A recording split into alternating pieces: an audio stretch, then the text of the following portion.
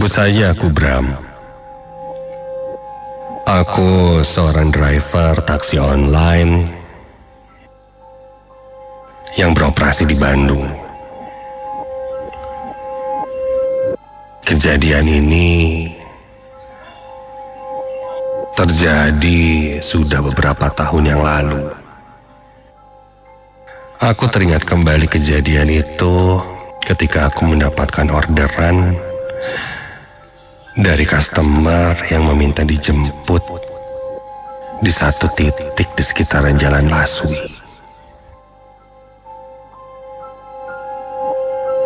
Ketika sudah memastikan titiknya sesuai, aku pun menuju ke arah sana.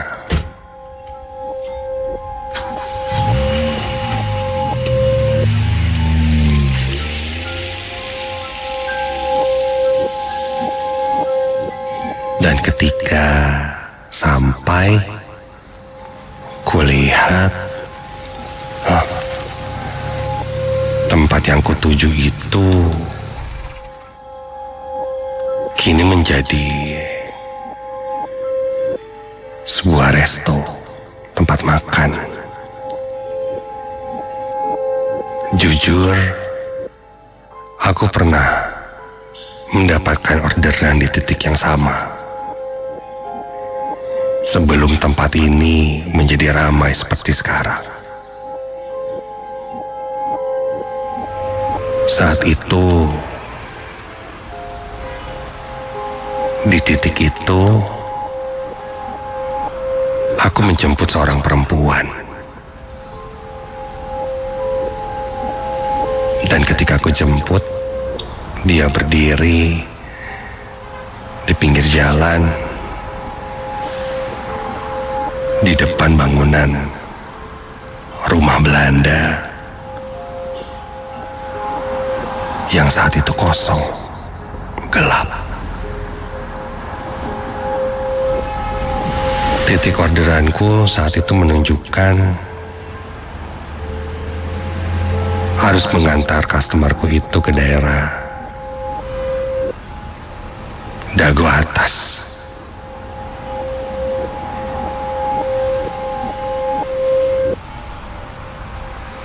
Dia masuk, lalu duduk di jok belakang mobil.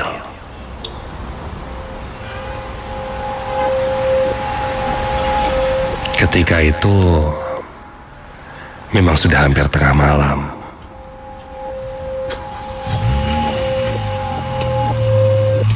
Mobilku pun melaju melewati jalanan Bandung yang bisa dibilang sepi. Selama perjalanan, perempuan tadi hanya diam. Dari spion tengah aku perhatikan, sesekali dia melihat ke arah jalan. Dari jendela, lalu melemparkan wajahnya lagi melihat ke arah jalan di depannya. Sepertinya perempuan ini sedang banyak pikiran dan masalah deh.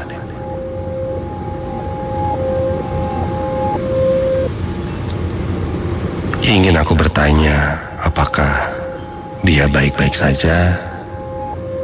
Karena wajahnya terlihat cukup pucat.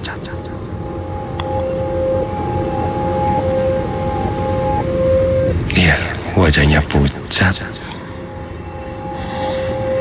Dan matanya terlihat sangat kelelahan. Tapi dengan kondisi tengah malam, takutnya gak sopan dan malah disangka yang aneh-aneh. Jadi aku pilih untuk diam.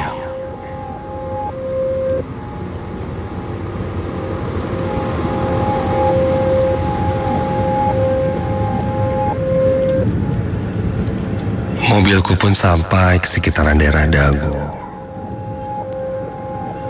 Selain sepi, kondisi jalanan di sana cukup gelap.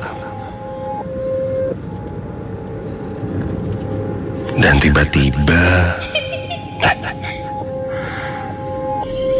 ku dengar perempuan itu tertawa. Tertawa kecil seperti menertawai sesuatu. Ku tengok dia sedang tidak melihat handphone atau membaca sesuatu.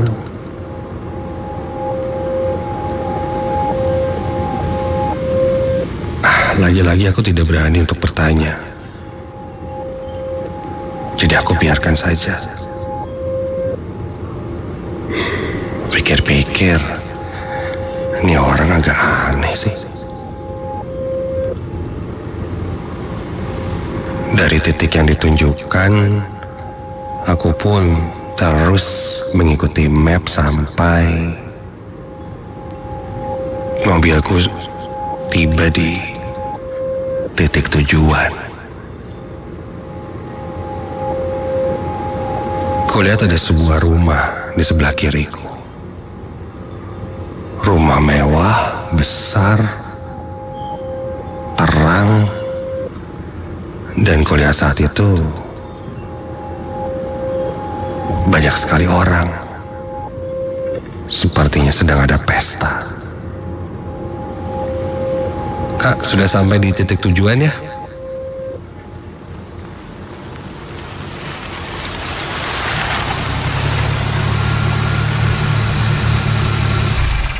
Ketika itu pembayarannya cash. Dan perempuan itu pun bilang padaku, "Bentar ya Pak, saya ambil uang dulu di dalam." "Oh, siap Kak." "Tunggu ya Pak." Perempuan itu pun turun dari mobil. Lanjut dia masuk ke dalam rumah yang banyak orang itu. Aku pun menunggu dia untuk mengambil uangnya. Sambil menunggu, aku lihat-lihat handphone di dalam mobil. Sampai tiba-tiba saja ada yang mengetuk kaca jendela mobilku. Mengetuknya cukup keras dan kencang.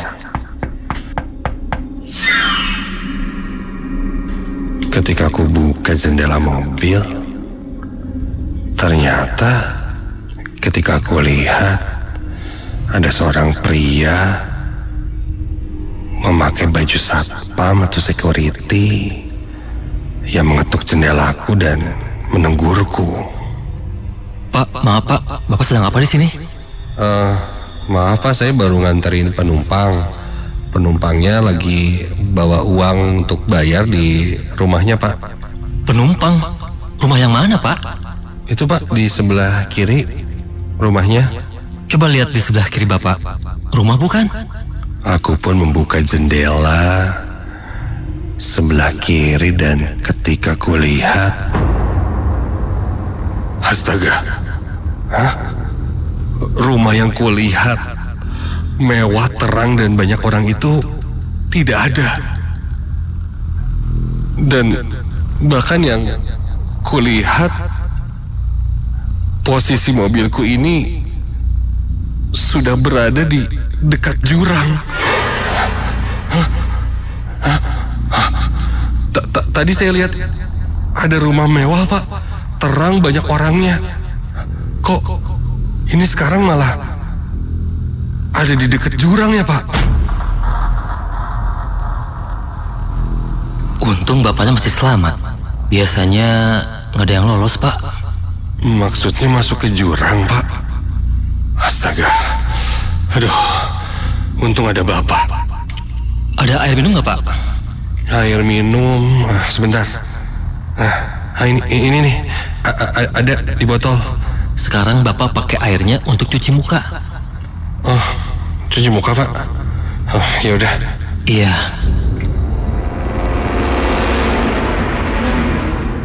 Aku lalu turun dari mobil. Kulihat Bapak satpam itu masih berada di sebelahku. menemaniku. Aku lalu membasuh wajahku dengan air minum. Lalu ketika selesai membasuh wajahku, loh, Pak? Pak? Hah? Satpam itu hilang. Tiba-tiba saja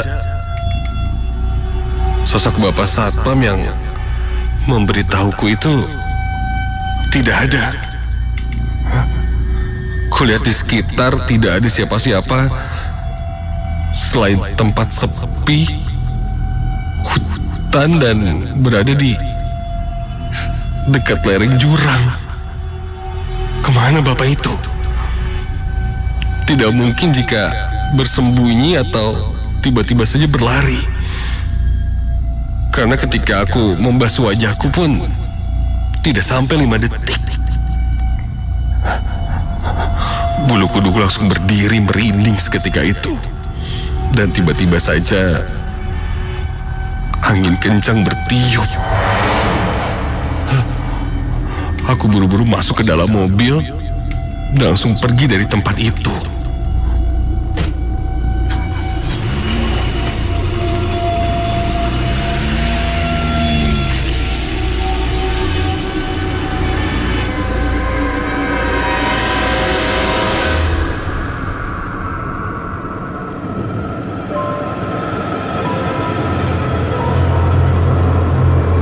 Sepanjang perjalanan,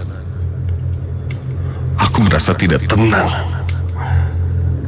Sampai akhirnya, aku sampai di tempat yang cukup terang.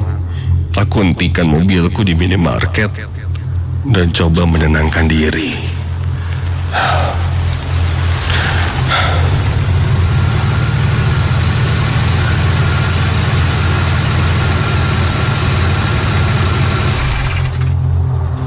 Kejadian yang sungguh di luar nalar, mengantarkan penumpang gaib, lalu aku pun diselamatkan oleh sosok yang gaib juga. Kebingungan itu terjadi di pikiranku, tidak masuk akal. Namun nyatanya itu yang kualami.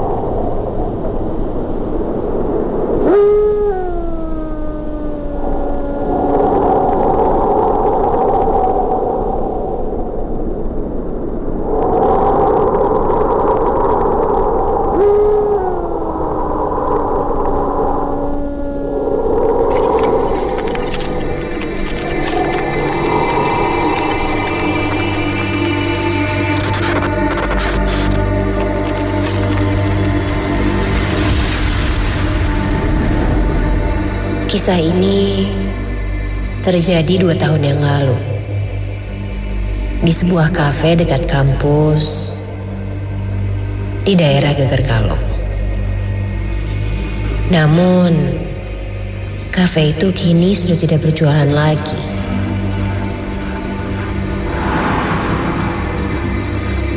Namaku Ina. Setiap pekerjaan memang mempunyai tantangan dan juga kesulitan yang harus dilewati. Namun, jika yang dihadapinya makhluk gaib, mungkin kita harus ekstra siap dengan segalanya.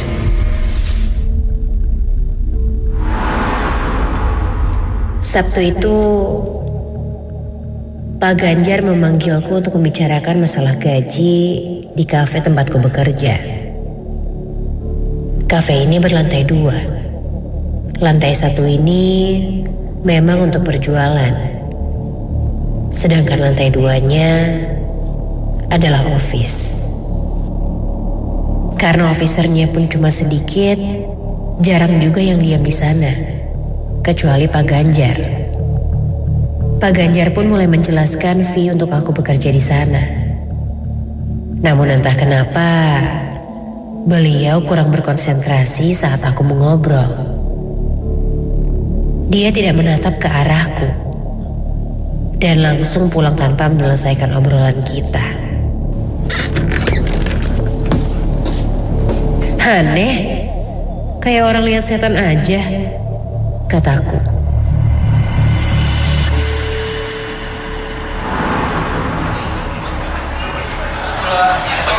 Esoknya, aku kebagian shift siang dan akan berakhir sampai kafe ini tutup.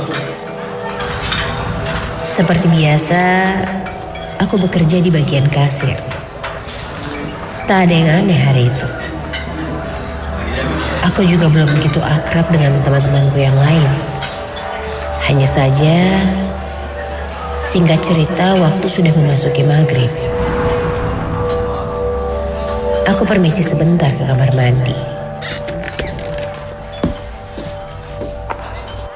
Beberapa orang saja dan berpapasan dengan temanku Hasan dan Torik yang sedang asik mengobrol santai di ruang kitchen. Ya gitu-gitu ya.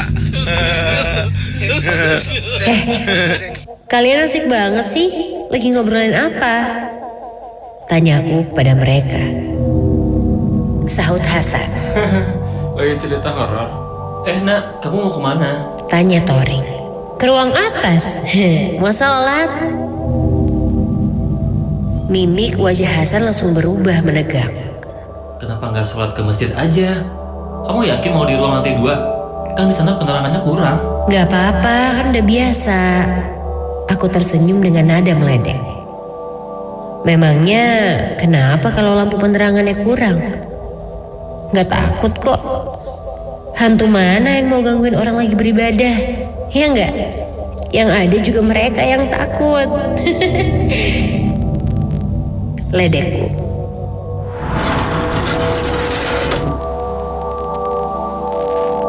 Sampailah aku di lantai 2. Aku pun mulai beribadah. Ruangan itu berpintu geser. Di sampingnya ada ruang office. Kebetulan ini hari Minggu. Jadi tak ada orang bagian office yang masuk. Setelah selesai, aku pun duduk bersila dan berdoa. Dan tiba-tiba aku mendengar ada yang membuka pintu geser.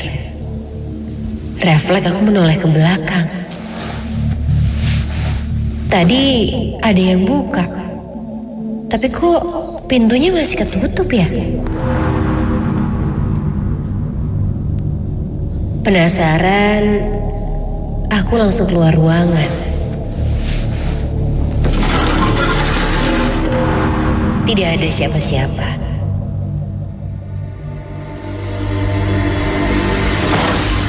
Nah, siapa tuh? Makin penasaran, aku masuk ke ruang office karena pintunya saat itu sudah terbuka. Aneh, kenapa nggak dikunci ya? Aku dengan cuek masuk ke ruangan office. Ada 3 meja terjajar dan tiap meja dibatasi lemari buku. Dan aku mendengar ada suara orang yang sedang mengetik. Aku mengintipnya dan ternyata di meja ujung aku melihat ada seseorang. Seorang laki-laki berpakaian kemeja putih duduk membelakangiku. Siapa ya di hari Minggu yang masuk ke ruang office? Jika dilihat dari belakang, itu sih mirip Pak Ganjar, manajerku. Ternyata sepertinya memang dia. Pak Ganjar itu manajerku. Dia salah satu yang berjasa sampai akhirnya aku bekerja di sini. Aku pun mendekati Pak Ganjar.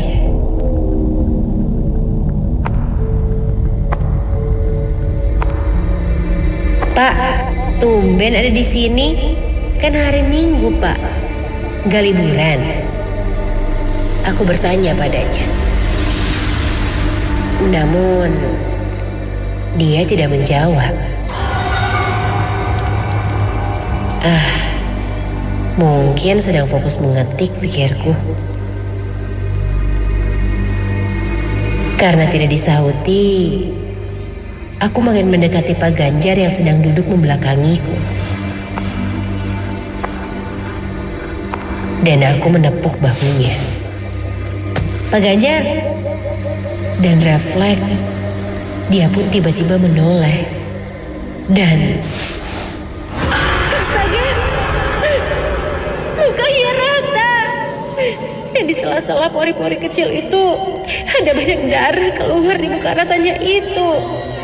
Aku mundur perlahan dengan sangat shock.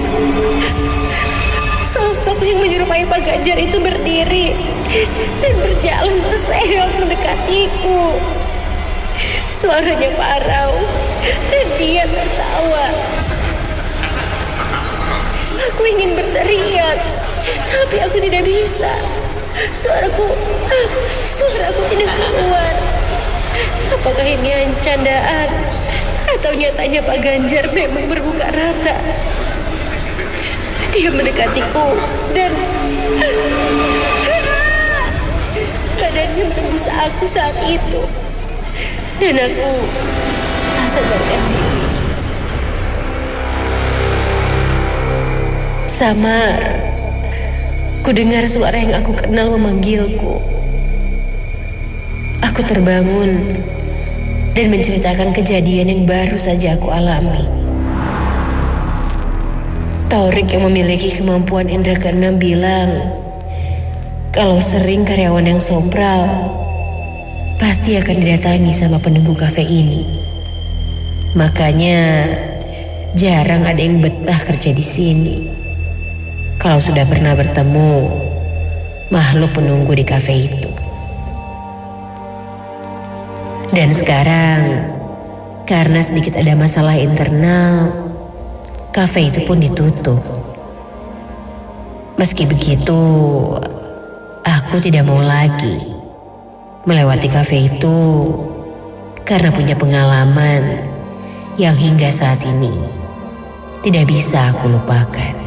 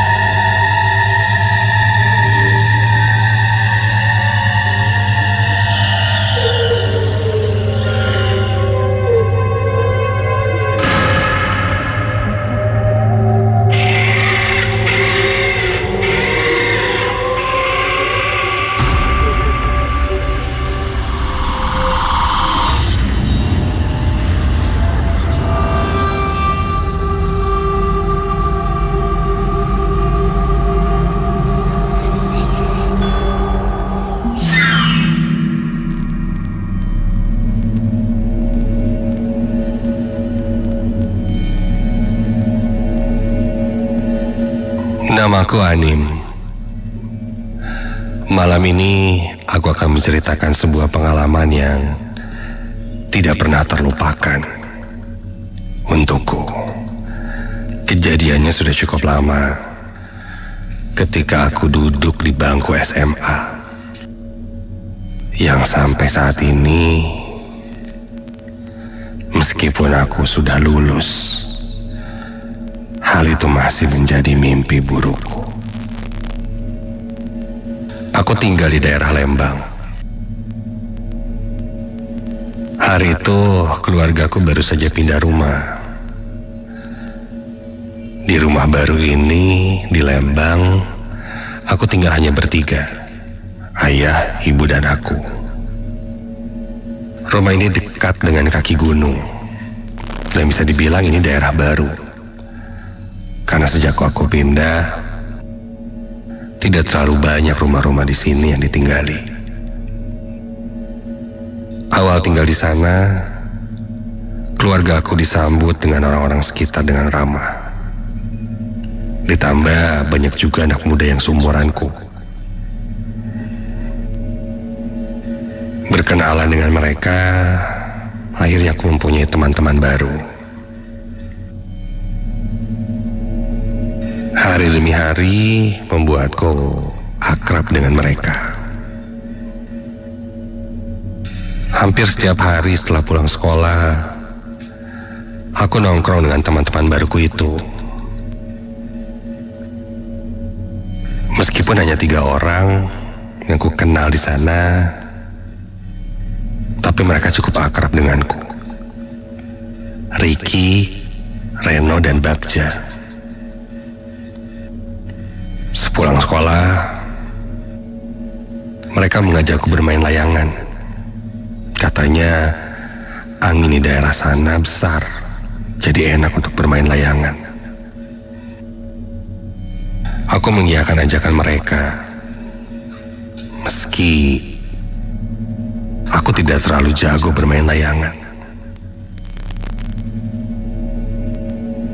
Setelah berganti pakaian, aku minta izin pada orang tua aku untuk bermain.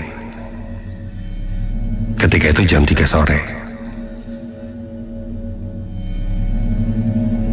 Aku diajak ke sebuah tempat yang biasanya dijadikan spot untuk bermain layangan. Ternyata tempatnya cukup jauh dari rumahku. Bisa dibilang kami melewati kebun-kebun, tanaman sayuran, sampai akhirnya sampai di sebuah lapangan yang memang ketika aku rasakan anginnya besar di sana. Aku baru pertama kali melihat tempat itu. Ya lumayan lah, jadi semakin hafal daerah sini.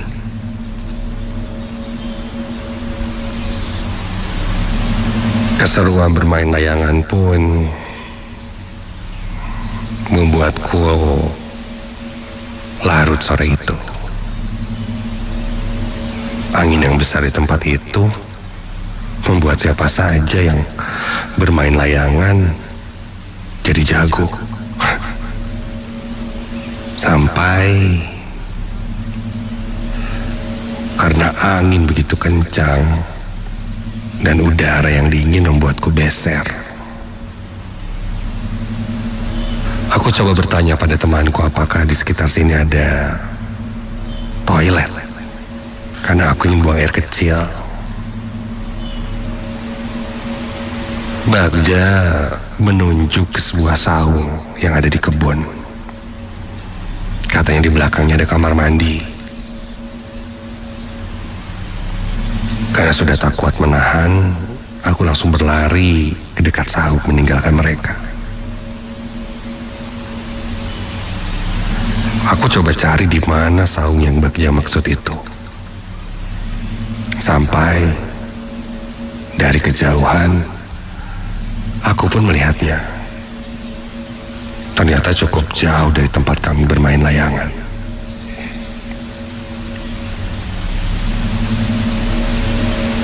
Sampai di saung, aku segera menuju ke kamar mandi yang persis berada di belakangnya.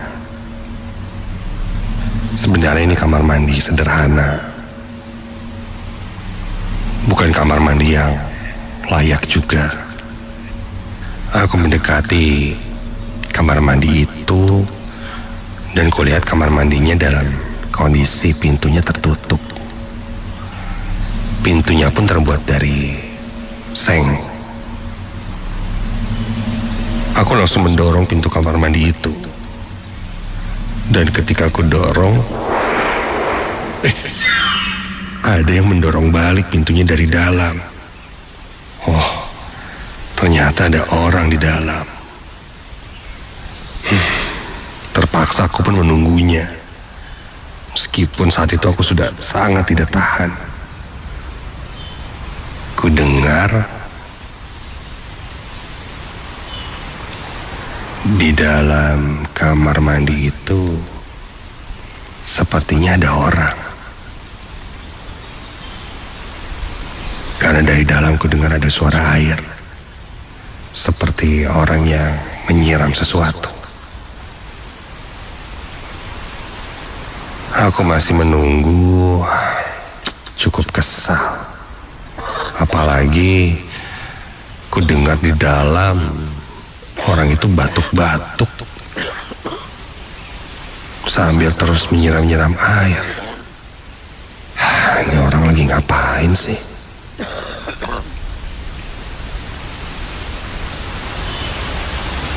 Beberapa saat ku tunggu, suara airnya tidak terdengar lagi dan tidak ada orang yang keluar dari kamar mandi itu. Karena aku lihat hari sudah semakin gelap dan aku sudah tidak tahan, aku pun beranikan diri untuk mengetuk pintu kamar mandinya. Kalau udah beres gantian dong. Saya udah gak kuat nih, pengen buang air kecil. Duh, kenapa gak jawab sih? Terus gak keluar-keluar lagi. Duh. Berkali-kali ku coba panggil, tapi tak ada jawaban. Ketika aku ketuk lagi cukup keras kali ini, tak sengaja pintunya terdorong dan terbuka perlahan. Dan ternyata tidak ada siapa-siapa.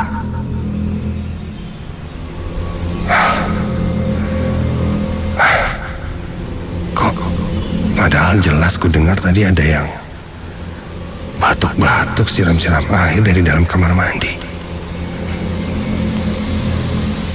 Sudahlah. Aku pun bergegas buang air kecil dengan kondisi pintu dibuka.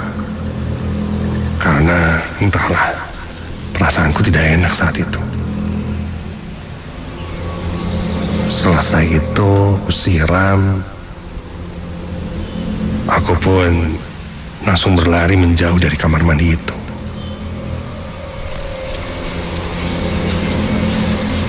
Aku berjalan kembali ke tempat teman-temanku. Sampai langkahku terhenti ketika ada sebuah layangan yang jatuh tepat di depanku. Layangan siapa nih? Sepertinya layangan yang kalah saat diadu dan jatuh. Lumayan lah. Aku pun mengambilnya.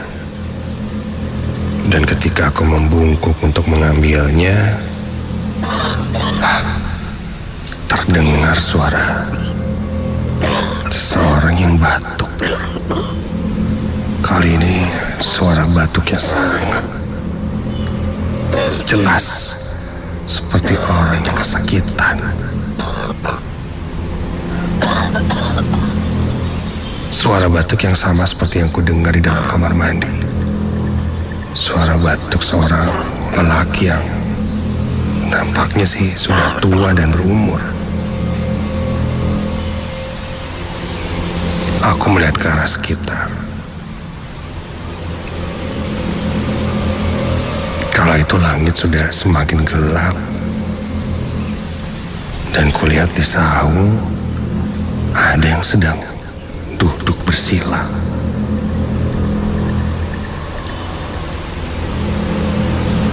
Sepertinya warga sekitar. Mungkin suara batuk itu kudengar dari dia.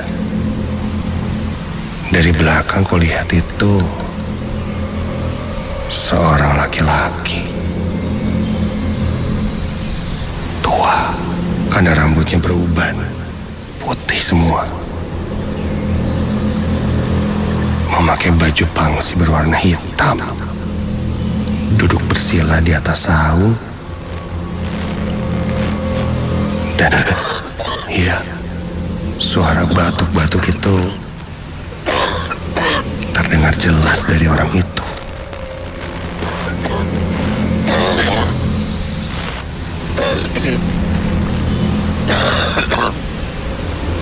Perlahan aku pun melewati orang itu.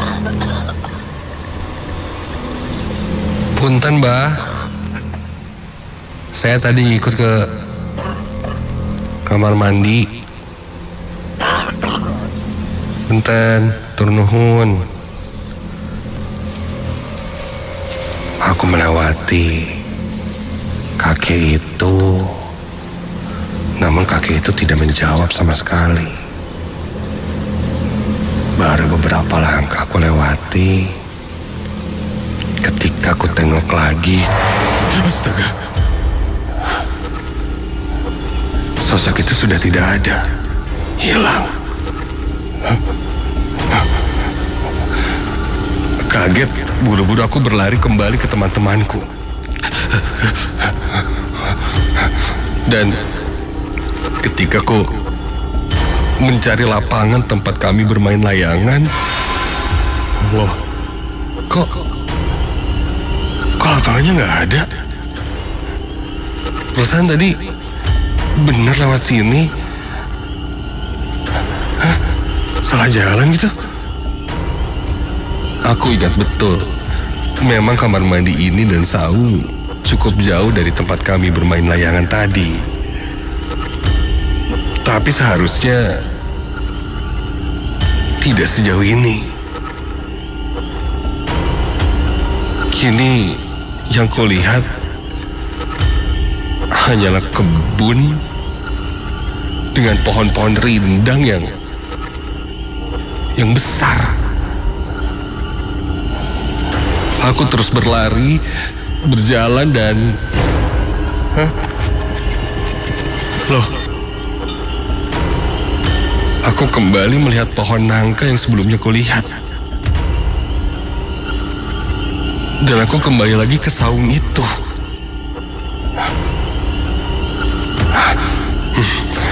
Mungkin aku hanya salah jalan dan malah berputar di sana.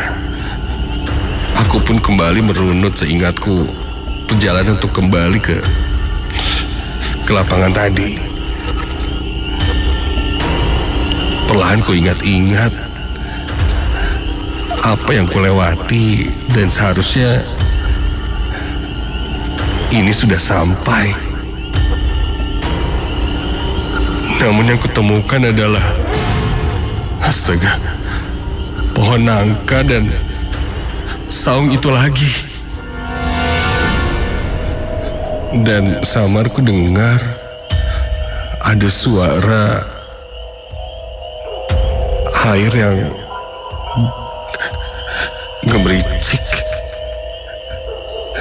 seperti ada yang menyiram-nyiram air dari arah kamar mandi di belakang saung itu. Aku pun lalu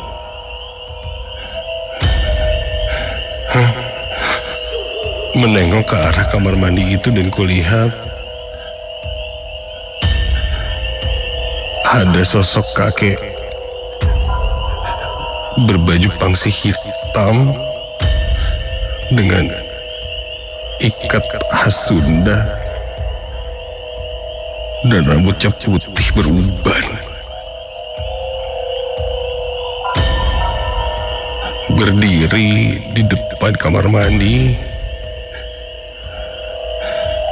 dengan posisi agak membungkuk, menyiram air terus-terusan di kamar mandi itu. Sesekali ku dengar sosok itu batuk.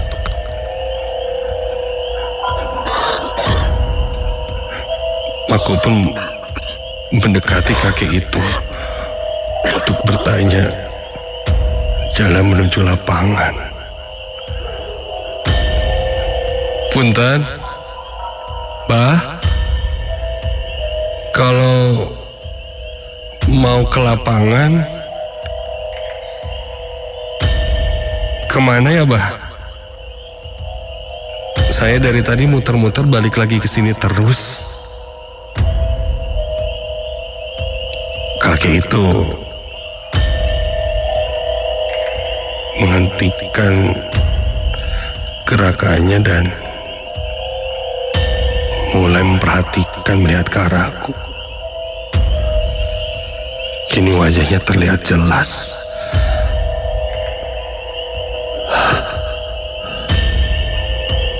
Wajahnya sangat tua, berjanggut putih, namun matanya terlihat putih semua.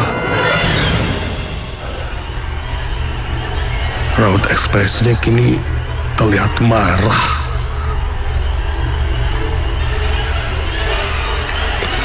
Menunjuk ke arahku.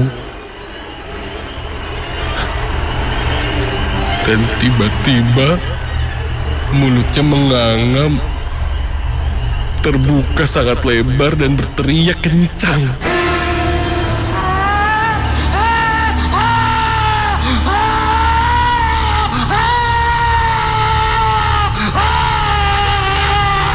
Sambil menunjuk-nunjuk ke arahku, seraya berkata,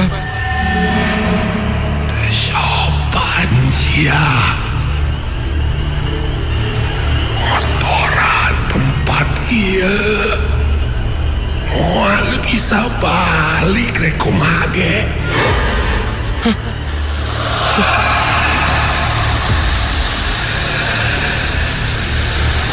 Tiba-tiba saja wujud kakek itu berubah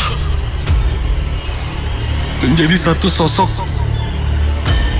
hitam besar dengan taring panjang yang menakutkan. Sosok itu menggeram, bahkan membuatku bergetar. Sangat ketakutan. Punten, punten, punten. Ampura punten.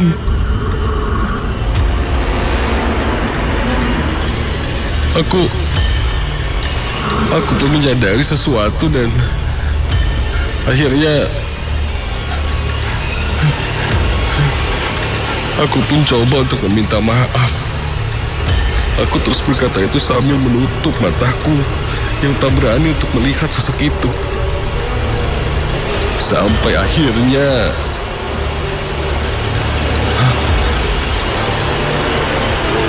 ada sesuatu yang menarik badanku.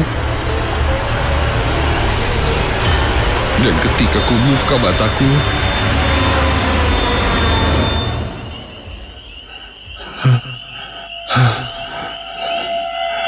sosok itu sudah hilang di depanku. Aku lihat ada seorang bapak-bapak yang menarikku dan menyeretku menjauh dari saung itu. Bapak itu bertanya padaku kenapa aku berada di sana dan sedang apa. Aku pun ceritakan apa yang kulihat. Lalu bapak itu memberitahuku bahwa itu sebenarnya bukan kamar mandi, tapi sumber mata air yang bisa dibilang cukup sakral. Bapak itu orang yang biasa menjaga mata air itu. Sosok yang kulihat mungkin sosok Karuhun yang memberitahuku bahwa yang kulakukan itu mengotori tempat itu dengan buang air kecil di sana. Kubilang aku tidak tahu. Dan satu hal mungkin yang kulakukan dan kesalahanku adalah aku tidak permisi atau punten-punten saat buang air kecil di sana. Kelakuanku membuat sosok yang berada di sana marah. Karena mungkin itu adalah tempat yang cukup sakral. Aku pun dibawa ke lapangan dan ternyata tidak sejauh itu. Teman-temanku mencariku dan ku bilang aku menuju saung yang di belakangnya ada kamar mandi. Ternyata cukup jauh. Bagja keheranan. Kamar mandi atau saung yang dimaksud Bagja bukan saung yang itu, tapi yang satunya lagi, yang memang saung yang biasa dipakai oleh para orang-orang yang berkebun di sana. Yang setelah kulihat, ternyata memang tak jauh. Salahku, aku main buru-buru berlari dan tidak bertanya lebih lanjut. Dan menurut teman-temanku memang saung dan sumber mata air di sana bisa dibilang angker. Bahkan jika sudah lewat jam 5 sore, tak ada yang berani datang ke sana.